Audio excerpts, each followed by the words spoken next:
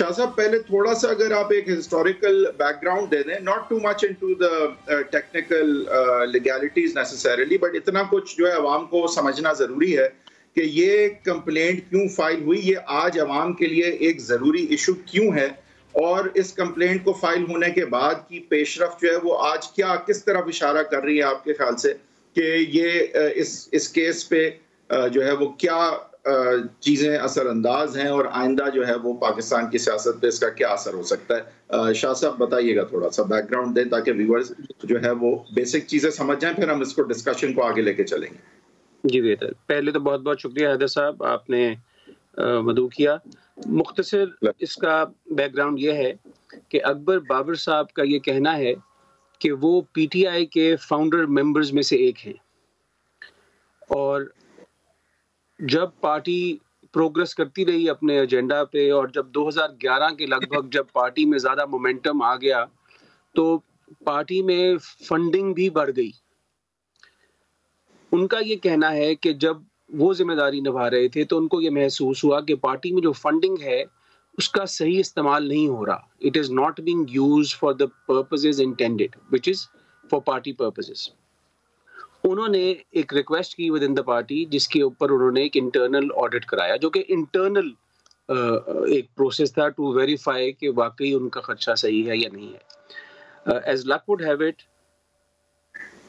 उस internal report के नतीजे में पता ये लगा कि कुछ ऐसे कमज़ोर पहलू हैं जिन पे ख़ास मखसूस नज़र पार्टी को डालनी चाहिए। अकबर बाबर साहब का ये मानना था कि अगर इसमें कोई ऐसे मामलात हैं जो कानून के मुताबिक नहीं हैं, फिर वो लोग जो इसके ज़िम्मेदार हैं उनको भी सज़ा देनी चाहिए। वो कहते थे कि ये पीटीआई का मकसद ही ये था कि ट्रांसपेरेंसी आए अमंग अदर्स, तो हमें ये शफाफियत का निज़ाम अंदरूनी तौर पर भी लागू करूंगा। आपकी मदद करते हुए ये बता दें मोटी मोटी कुछ इल्लीगैलिटीज जो उस वक्त आशना हुई थी, जिसकी जो बुनियाद बनी, फिर मोटिवेशन बनी। जी, मैं उसी तो जब ये नहीं हुआ तो after many years he was compelled कि वो इलेक्शन कमीशन में एक कंप्लेंट दायर करी।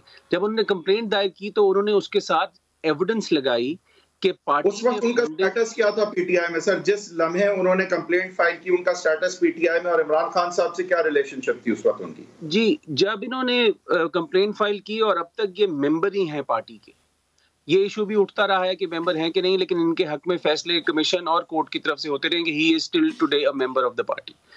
इनका फाउंडर मेंबर स्टेटस जो है वो एस्टैब्लिश्ड है। लेकिन जो अहम बात है वो है कि इन्होंने जो दस्तावेज कंप्लेंट के लगाए इलेक्शन कमीशन को, उसमें जो इन्होंने एविडेंस लगाई वो एविडेंस थी जो डाउनलोड हुई थी from the US department of justice website.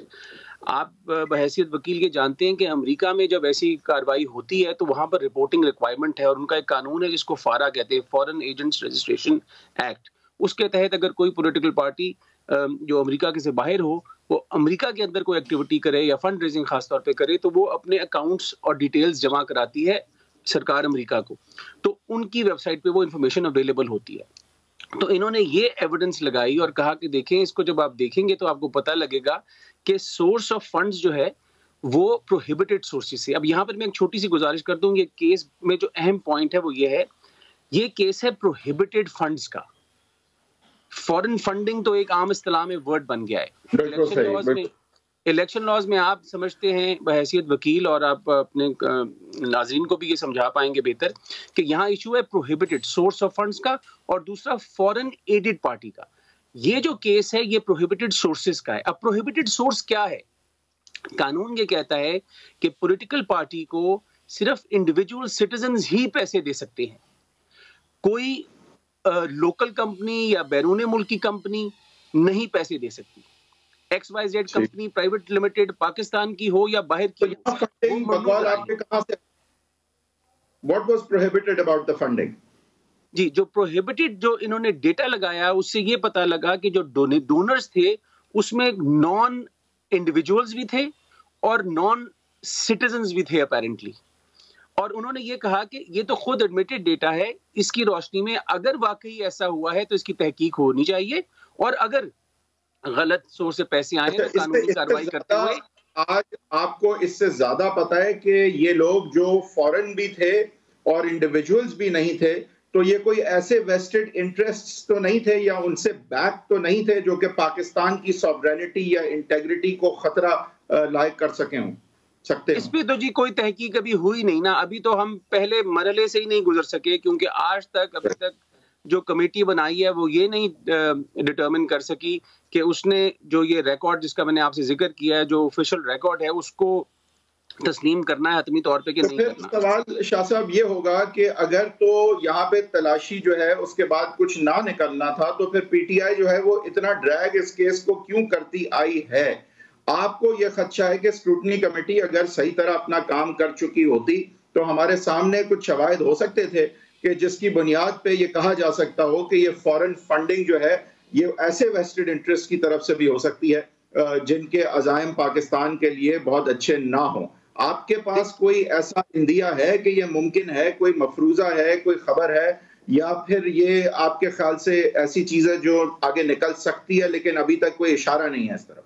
नहीं जी, इशारा जरूर है। अकबर बाबर साहब के पास वाज़े तौर पे तो ये मेरे ख्याल में वो कह भी नहीं रहे, और एविडेंस आप भी जानते हो नहीं सकती कि XYZ लॉबी ने किया हो। बट एक जो इनकी इंटरनल रिपोर्ट जिस पे वो बार बार रिलाई करते हैं, वो दरअसल कुछ लोगों का जिक्र करती है और उनका नाम ब्लैकआउट कर देती है, और अमाउंट्स जो है जो आई हैं उसको भी क्रॉस आउट कर देती है।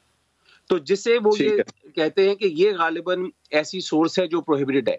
ओस्टेंसिबली भी, जिस तरह मैंने आपसे कहा कि कानून के मुताबिक सिर्फ इंडिविजुअल सिटीजन्स ही डोनेट कर सकते हैं। तो अगर आप इसमें देखिए, अगर वहां पे लिखा हुआ आ जाए माइकल जॉनसन फॉर एग्जांपल, तो माइकल जॉनसन से शक ये होता है कि ये पाकिस्तानी सिटीजन नहीं है।